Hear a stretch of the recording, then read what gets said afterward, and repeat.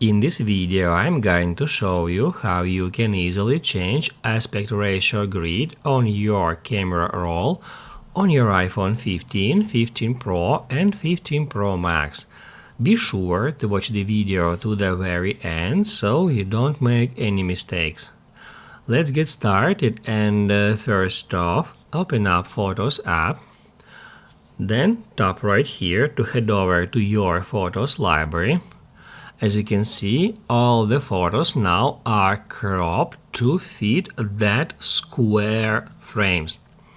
However, we can easily switch that view. To do that, tap right here, add 3 dots, and then tap Add Aspect Ratio Grid. That will show you the actual aspect ratios right over here in your photo gallery. If you would like to switch it back, you can easily do so in the same way. Just tap Add 3 dots and then select Square Photo Grid. If this video helped you out, don't forget to hit the like button.